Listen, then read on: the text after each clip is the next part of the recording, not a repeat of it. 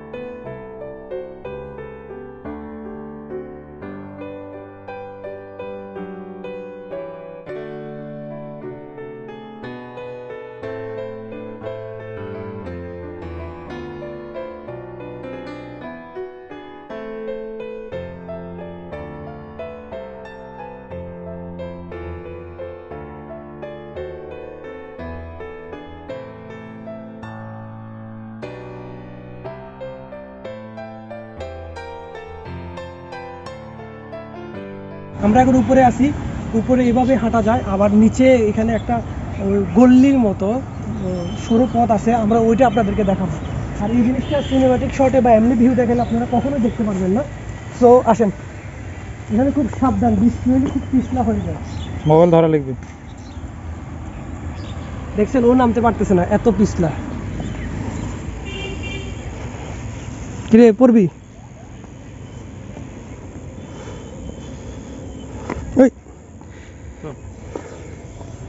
তো আমরা এদিক দিয়ে নামবো না? ওই দিক দিয়ে নামবি, ভিতর দিয়ে। হ্যাঁ, সরুগুলি তার জায়গায় নাই, ভিতরে চলতেছে না। এখানে তো জায়গা নাই, এখানে কম আছে, ওই দিক দিয়ে যাবো। ওই দিকে যাওয়া লাগবে।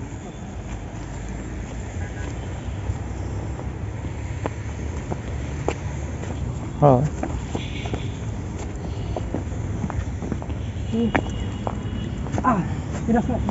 এই রাস্তা, এই দিক দিয়ে নিচ দেন, পুরো বুলবুলের মতো আছে। স্যার তো আমরা এখন মন্দিরের ভিতরে প্রবেশ করতেছি, তখন উপরে ছিলাম। আর এই মন্দিরের ভিতরটা হচ্ছে পুরোটা সরু গল্লির মতো, যদিও প্রপার এখন নাই, সব কিছু মাটির সাথে মিশে আছে। তো চলেন তারপরে একটু ফিল দেখাই, চিল নিয়ে ফিল। আসেন, বৃষ্টি রোদ এই দুইটা জিনিস পুরা অবস্থা খারাপ করে লেছে, বিলিভ মি।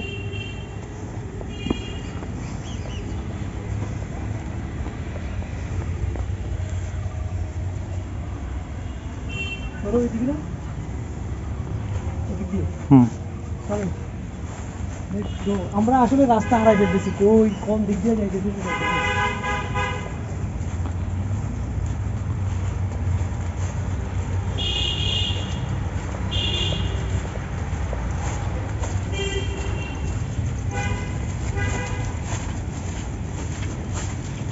আরেকটা কথা হচ্ছে, যাদের মনে কোশ্চেন জাগতে পারে যে জাদুঘরে কি আছে। জাদুঘরে হচ্ছে ওই রাজা, যে রাজার মহাস্থানগড়টা মূলত যে রাজা, যারা পরশুরাম, ওই রাজা হচ্ছে হিন্দু ধর্মের অবলম্বী, তো এই জন্য ওই জাদুঘরে প্রত্যেকটা দেবদেবীর কোষ্ঠী পাথর এবং বিভিন্ন দামি পাথরের মূর্তি আছে, অনেক কিছু আছে, ছুরি আছে, বল্লভ আছে, মানে সব ম্যাক্সিমামটাই হচ্ছে আপনার দামি দামি পাথরের মূর্তিগুলো দেখানো। সো ক্যামেরা যেহেতু অ্যালাউ না, চুরি করে ছবিও তুলি নেই আমরা, সো এটা উচিত হবে না দেখানো, এই জন্য মুখে বলে দিলাম, জাস্ট আসলে আসতে পারে। এখানে করলে এটা শেষ।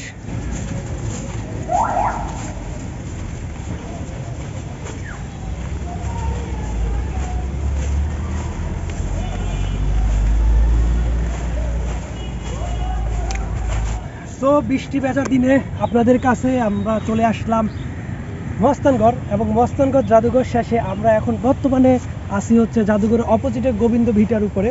আর এই গোবিন্দ ভিটাটা হচ্ছে মূলত একটা মন্দির ছিল, আর কি, আর বাকিটা আপনারা চারদিকটা আপনারা সিনেমেটিক শটেই দেখেন, কারণ হচ্ছে সময় খুব কম আর আলোটা খুবই কমে গেছে, এই জন্য আমাদের ভিউগুলো ভালো আসতেছে না, খুব অন্ধকার অন্ধকার আসতেছে সব কিছুই। সো কাইন্ডলি একটু কষ্ট করে দেখে নেবেন, আশা করি ভিডিওটা ভালো লাগবে। এখন আমাদের নেক্সট প্লেস হচ্ছে Mahasthangarh, let's go. So finally আমরা এখন মহাস্থানগড়টা দেখতে যাব। আর আসলে আপনারা চাইলে সরাসরি মহাস্থানগড় দেখে তারপর জাদুঘরটা দেখতে আসতে পারেন, কিন্তু আমরা তা না করে সরাসরি জাদুঘরটাই শেষ করে, গোবিন্দ ভিটা শেষ করে এখন মহাস্থানগড়ের দিকে যাচ্ছি। আর এটা হচ্ছে নগরীর গেট। আর দেন আমরা এখন যাচ্ছি হচ্ছে মহাস্থানগড় পরশুরামের যে প্রাসাদটা আছে, প্রাসাদে। আর এটাই হচ্ছে পরশুরাম প্রাসাদের গেটটা, যদিও গেটটার বলতে কোনো কিছুই নাই, ধ্বংস অবশেষ আছে। সো চলেন আমরা এখন পরশুরামের প্রাসাদের সাইডটা একটু উপভোগ করি। So let's enjoy this area. আমরা এখানে বেসিক্যালি কিছু দেখানোর মতো নেই, এটা হচ্ছে রাজা পরশুরামের প্রাসাদের সাইট, প্রাসাদের এরিয়া। আর প্রাসাদ বলতে কোনো কিছু না, ধ্বংস অবশেষ সবই, শুধু সাইড দেয়ালগুলোই আছে। আর একটা কথা হচ্ছে কি, এখানে একটা কুয়া আছে, যেটার অনেক গল্প আছে, অনেক কাহিনী আছে এই কুয়াকে ঘিরে। সো আমি মূলত এখানে এই কুয়াটা দেখার জন্য আসছি। সো চলুন কুয়াটা আগে দেখি আমরা। এটা হচ্ছে পরশুরামের প্রাসাদ।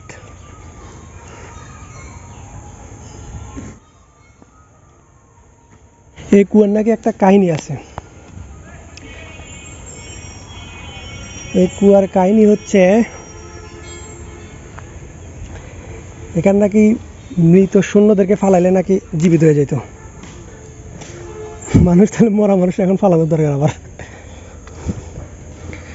সো এটা হচ্ছে পরশুরামের প্রাসাদ, আর এটা হচ্ছে প্রাসাদের ভিতরে একটা কুয়ার সাইড আছে। এই কুয়ার একটা কাহিনী আছে। কুয়ার কাহিনীটা হচ্ছে আপনার পরশুরামের যত সৈন্য আছে যুদ্ধে যখন মারা যেত, এই মৃত সৈন্যগুলোর এই কুয়াতে ফালাইলে নাকি তারা জীবিত হয়ে যেত। এখানে আরও অনেক কাহিনী আছে, দেখেন কুয়ার ভিতরটা।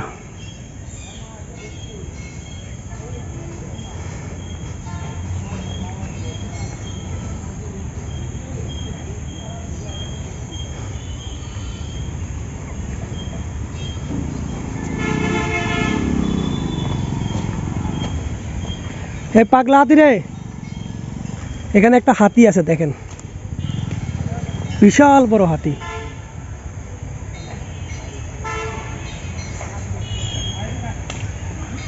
দেখছেন কত বড় হাতি।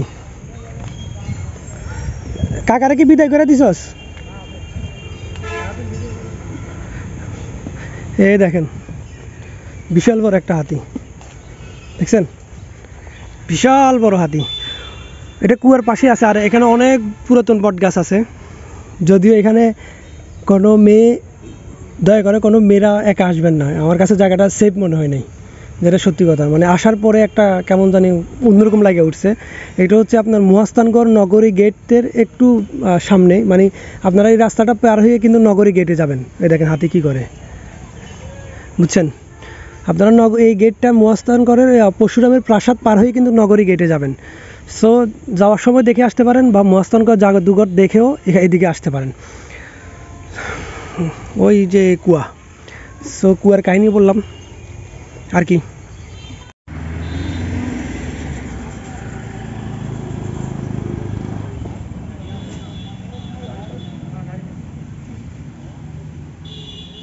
শেষমেশ এই জায়গাতে 100 টাকা ভাঙতি পাওয়া গেছে ভিডিও কোনো জায়গাতে।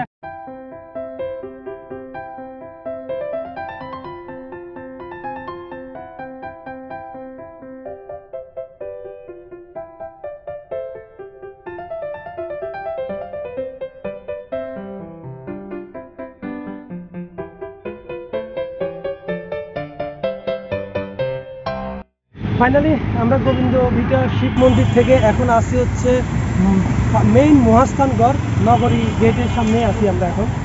তো চলেন আমরা এখন মহাস্থানগড়টা ঘুরে ঘুরে ঘুরে ঘুরে ঘুরে ঘুরে ঘুরে ঘুরে ঘুরে ঘুরে ঘুরে দেখি।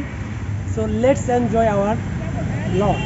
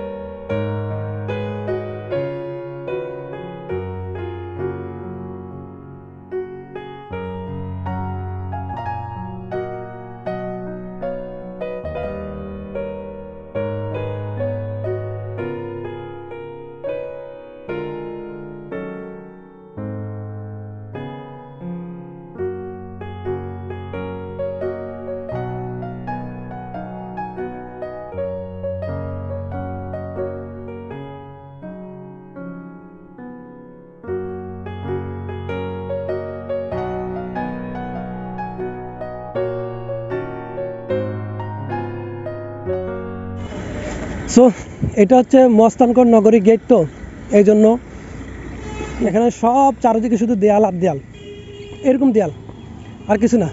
আর মানে বাইরে থেকেও দেয়ালগুলো দেখতে পারবেন, সিএনজি করে আসলে বা অটো করে আসলে এরকম দেখতে পারবেন। আর পুরোটাই হচ্ছে খালি মাঠ। এই দেখেন, এখান থেকে আমি একটু ভিউ দেখাই।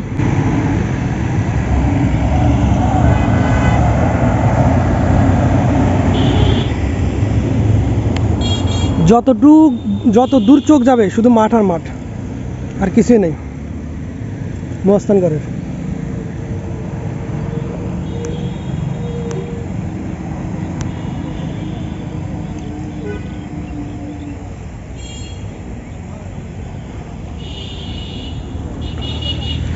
এই শুধু খালি মাটি আর কিছু নেই মহাস্থানগড়ে, শুধু সাইডের দেয়ালগুলো আছে।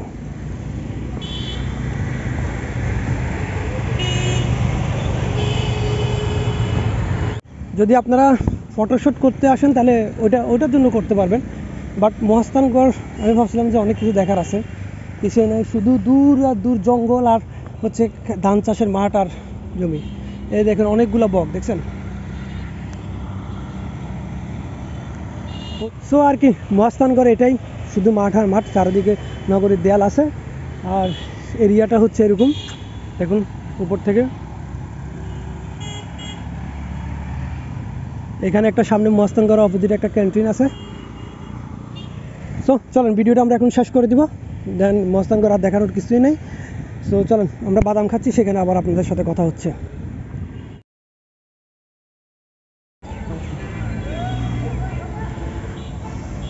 বসে বসে বাদাম খাচ্ছি, কারণ হচ্ছে আমি মহাস্থানগড়ে কল্পনা করছি কি জানেন, কল্পনা করছি হচ্ছে হয় লালবাগ কেল্লার মতো হবে, নাইলে আসান মঞ্জিলের মতো হবে, নাইলে ময়নামতি শালবন বিহারে যেটা আছে ওইটার মতো হবে, এমন কিছু হবে ভাবছি।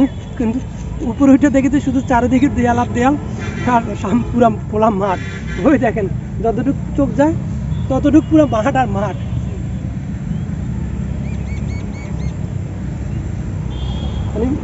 বেশি আগ্রহ নিয়ে আসছি তো, দেখ জাদুঘরটা ভালো লাগছে, আর ওই শিব মন্দিরটাই ভালো লাগছিল।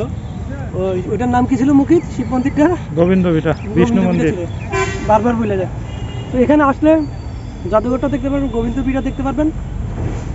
আর যদি মহাস্থানগড়ের ভিতরে ঢুকেন 20 টাকার টিকিট কাইটা বসে বসে বাদাম খাবেন, আরো 10 টাকার বাদাম নেবেন, বসে বসে খাবেন। আর আমরা এই জন্য বাদাম খাচ্ছি আর কি, আর কি করবো বলেন। সো আজকের জন্য আমার মহাস্থানগড় পার্ট 2, পার্ট 1 ছিল হচ্ছে আপনার বেহুলার বাসরঘর, আর পার্ট 2 হচ্ছে মহাস্থানগড়। সো আজকের জন্য ভিডিওটা এখানে শেষ। যদি ভালো লাগে অবশ্যই লাইক করবেন, কমেন্ট করবেন, সাবস্ক্রাইব করবেন, সাপোর্ট করবেন। যদি সাপোর্ট করেন আরও বাংলাদেশের অনেক দূর যেতে পারবো। সো আজকের জন্য টাটা, বাই বাই, আসসালামু আলাইকুম, সবাই ভালো থাকবেন।